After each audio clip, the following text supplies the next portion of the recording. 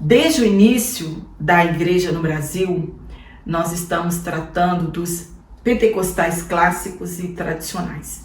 O modismo, ele vem tentando arrombar as portas das igrejas pentecostais e o advento das igrejas neopentecostais.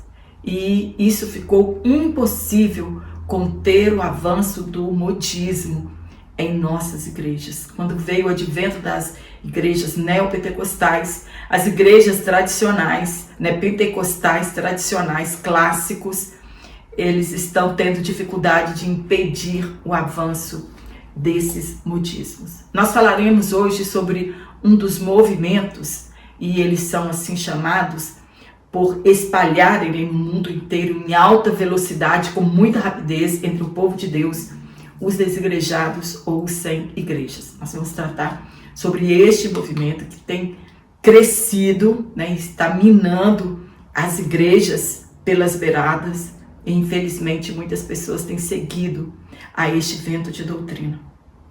Então, antes de nós abordarmos o tema proposto aqui, vale a pena fazer uma retrospectiva de diversos modismos que se infiltraram nas igrejas neopentecostais e que os clássicos, entre aspas, estão tentando a todo custo que isso não se instale em nosso meio. Mas, vez ou outra, vem pessoas tentando infiltrar isso nas igrejas pentecostais. Eu sempre digo que o que espalha esses modismos, isso é um pensamento meu, uma opinião minha particular, que o que ajuda a espalhar esses modismos em nosso meio são os pregadores itinerantes, que são convidados para pregarem em nossas igrejas e que, para atrair agendas e igrejas lotadas, se vendem por muito pouco.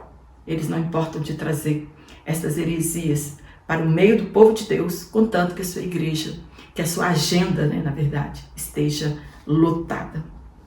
É um vale tudo em troca de dinheiro. Porque, na verdade, o compromisso destas pessoas, dessas tais pessoas, não é com o rebanho de Jesus. Não é com a pregação do evangelho, e sim com o seu sucesso pessoal.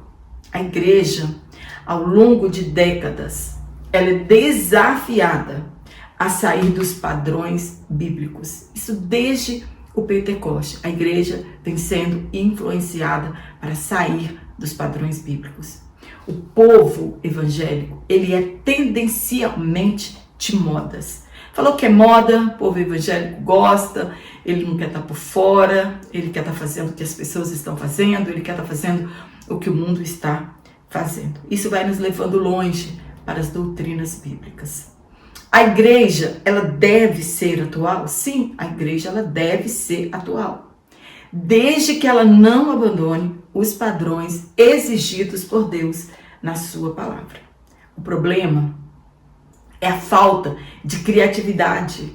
E ao invés de buscarmos de Deus, nós tendemos a buscar inspiração no mundo. Muitas pessoas, ao invés de revirar a Bíblia Sagrada, para ver como que era, não, eles costumam buscar no mundo inspiração para os cultos.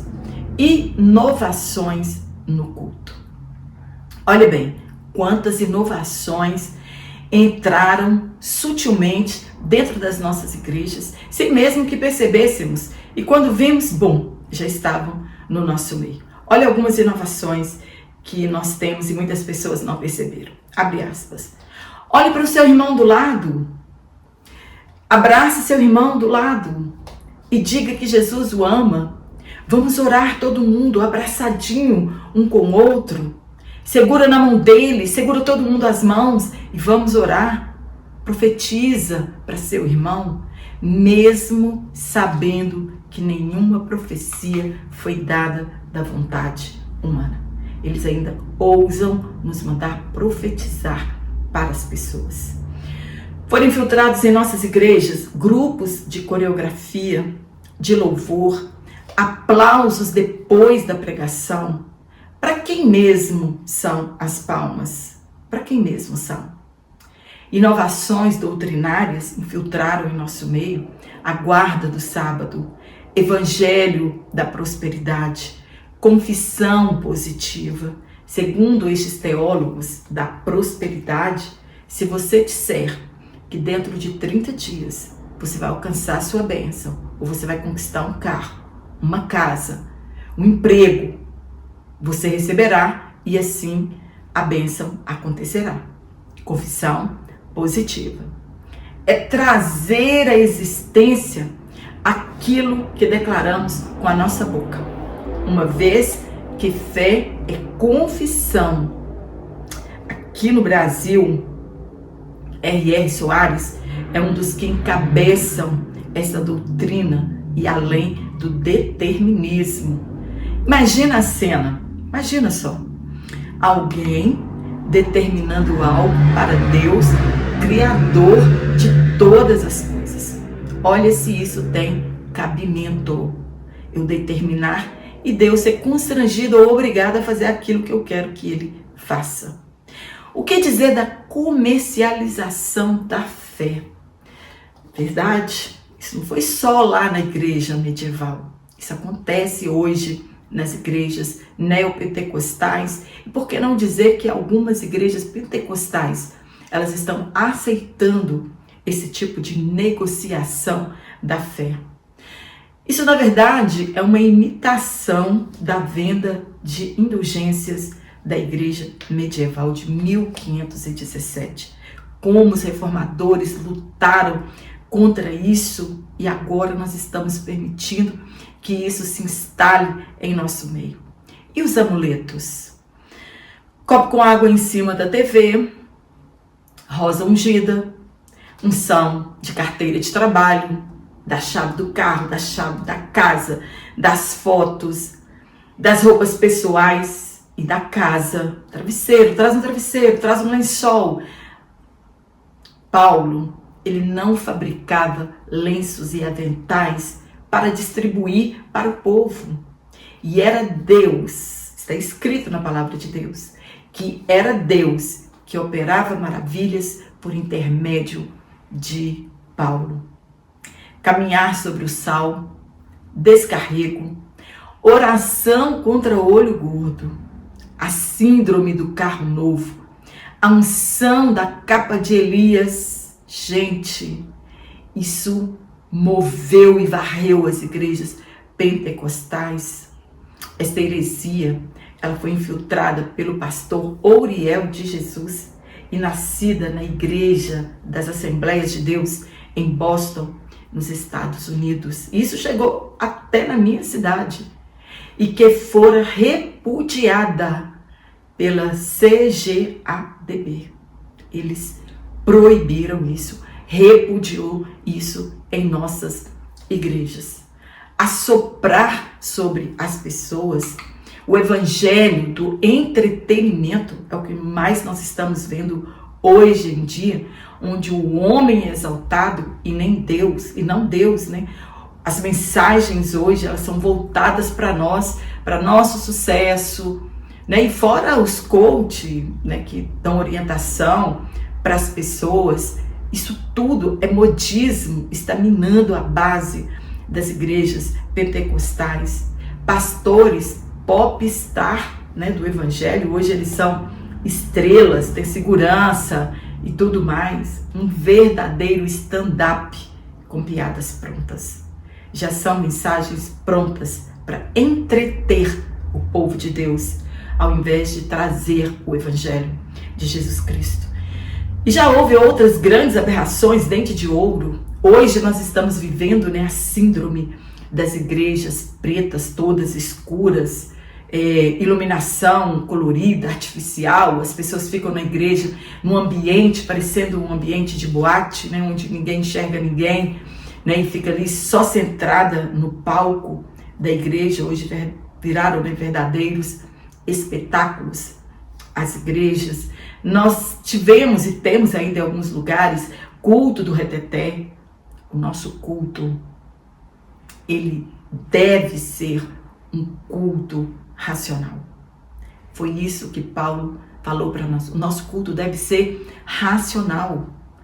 E não é a ordem e a decência que deve reger os nossos cultos. E o movimento dos G12? Esse movimento dos G12, ele começou lá na Colômbia. É um movimento que propõe o crescimento da igreja através das células, com reuniões em casas. O problema não são as reuniões. Você pode dizer, irmã Jane, mas o que tem uma reunião em casa, a gente anunciar o evangelho para os vizinhos? O problema não são as reuniões em casa, os cultos domésticos, culto em família. Eles alegam que Jesus treinou 12 homens e multiplicou a igreja desta forma. O problema é a inserção das práticas nesse G12. Quebra de maldição, cura interior, mapeamento espiritual, escrever os pecados em pedaços de papel e queimar. Onde fica o sacrifício de Jesus nestes processos? O que acontece lá dentro daquela célula fica lá, ninguém pode contar nada. A única coisa que a pessoa pode dizer é que foi tremendo. Quando as células, essas pessoas são treinadas, elas se dividem outra vez. Ele não pode ensinar mais do que 12 pessoas. Então, as pessoas vão sendo treinadas para isso. Então, são células somente de 12 pessoas. Não podem ter mais um grupo maior do que esse. Então, tudo que acontece dentro dessa célula não pode ser contado. Quando você conversa com uma pessoa que participou de uma célula, a única coisa que ele diz é: foi tremendo o trabalho. Como assim não pode contar? Se Paulo disse a Timóteo que o que ele ouvia, ele devia confiar a homens fiéis. Jesus não fez nada em secreto. Eles alegam que o número 12, ele tem muita importância biblicamente falando.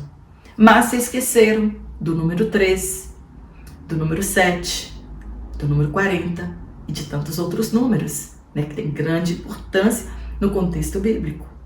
Eles acreditam ser o último movimento ou o último vento de doutrina aqui na face da terra e que ele recebeu uma revelação acerca desta doutrina. O protagonista desta doutrina é César Castellanos Domingues e que afirma ter se inspirado em David Paul Yong-Soo da Coreia. E agora nós falaremos sobre este movimento dos